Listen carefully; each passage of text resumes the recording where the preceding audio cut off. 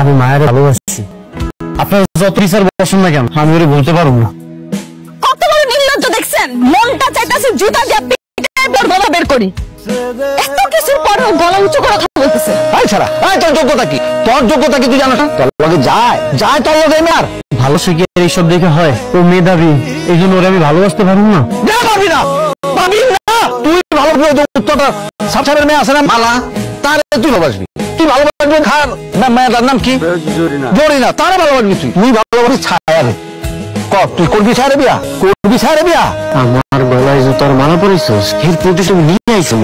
এবার খালি তোর বোনের বিয়েটা করি, তারপর বুঝবি আমি কি শেষ। চাচা, আমি ছায়ারে বিয়ে করার জন্য রাজি। আপনারা বিয়ের ব্যবস্থা করেন। হ্যাঁ,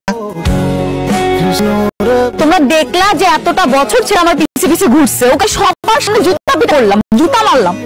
তারপরে কিভাবে তোমার পাল ছায়ার সাথে ওকে ঠিক করতে? তা কি হচ্ছে? আচ্ছা, ওই সে তোর যৌবনাশের ঠিকছে, কিন্তু ছায়ার সাথে বিয়ে হলে তো কোনো সমস্যা নেই। হ্যাঁ, এমনিতেই ছায়ার জন্য কোনো পাত্র পাওয়া যাইতেছে না। যদি ছেলেটা বিয়ে করে তাহলে সমস্যা কি? অনেক সমস্যা আছে আব্বা, আমার অনেক সমস্যা আছে। এই ছেলের চরিত্র ভালো না, চরিত্রের সমস্যা আছে। তাছাড়া আমার একটা ছেলের সাথে বিয়ে ঠিক হলে মানুষ কি বলবে? মানুষ কিচ্ছু বলবে না। বিয়ের পরে দেখবি সব ঠিক হয়েছে। ভালোবাসলাম আমি তোমার বোন, কিন্তু ফার করে বিয়ে করতে হলো তোমার। এটা কোনো কথা?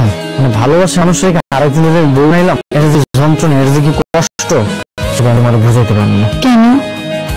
আপনার কি আমার একটু পছন্দ না? তোর বোন যে আমার জুতা দিয়ে মারতে ছিল, সেটা অনেক ভালো ছিল। বৌমা, জি আম্মা। তুমি নতুন বউ, তুমি ঝাড়ু দিতেছো কেন? আম্মা, আপনার ছেলে বলছে আমি যদি কাজ না করি তাহলে নাকি উনি আমার মারবে। এতবার ডাকতেছি, ডাক শুনোস না? এই তোর ঝাড়ু দেওয়া শেষ হয় না? আপনি আমার ডাকছেন, আমি তো শুনতে পাইনি। এই খাবার রান্না করছে কে? আমি রান্না করছি। কেন, কিছু হয়েছে? খাবার কি বাপের বাড়ি থেকে নিয়ে আইছস? এত লবণ দিছ ভাই, খায় দেখ কত লবণ হয়েছে, কতটুকু হয়েছে দেখ। থাক বাবা, বাদ দে। থাক, অসুবিধা নেই, আমি আবার রান্না করে দিই। আবার রান্না করবি মানে? এটা কি জমিদার বাড়ি পাইছো? খাবারের কোনো দাম নেই, হরমজাদে।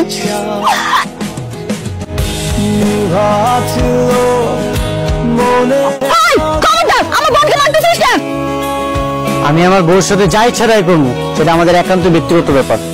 তুমি নাক গলানোর কে?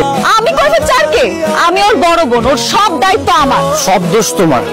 আমি তো তোমারে বিয়ে করতে চাইছিলাম, তুমি তো আমার পাত্তাই দাও না। এই, আমি তোকে বিয়ে করি না দেখে তুই আমার বোনকে ধরে মারবি? হ্যাঁ মারবো, ওর স্বামী আমি, ওর সাথে যা ইচ্ছা তাই করবো। তুমি যদি আমাকে বিয়ে করতে, তাহলে তো তোমার বোনের এমন দুর্গতি হতো না।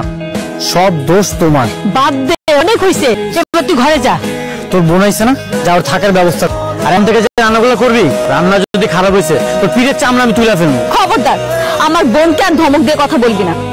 আমি বেঁচে থাকতে আমার বোনের গায়ে একটা হাত উঠাতে দিব না। তোরে আঙুল না আমি ভেঙে দিব। ঠিক আছে, তাহলে অহন থেকে আমার বোন না, তোরে একটা মায়েরও মিস হইব না। হ্যাঁ, যা যা, দেখ বলে তুই কি করতে পারছ আমারে। আজকে তোর আমি ইচ্ছা মতো পারছে, সবে তো মাত্র শুরু। ওর হাড্ডি মাংস আমি সব আলাদা করবো। এটা কোনো কথা? গ্রামবাসীর সামনে তোর জুতার মালা পরা, জুতোটা পিড়েল একজন, আর তুই তোর ছোট বোনটা বিয়ে করে শাস্তি দিতেছস, লাভ কি? কে? কোনো লাভ নেই। যে তোর অপমান করছে, পারলে তারে কিছু কর। নিজের বউরে পিড়ে কোনো লাভ আছে? আরে একটা বউয়ের উপরে তো অধিকার আছে। এখন যদি আমি বউ রেখা শালির কাছে যাই, তাহলে বিষয়টা খারাপ দেখায় না? তোর কি বউ রেখে শালির কাছে যাইতে গেছি? তা শোন, তোর বউ আর শালি তো জমজ বউ, সুযোগটা কাছে লাগা।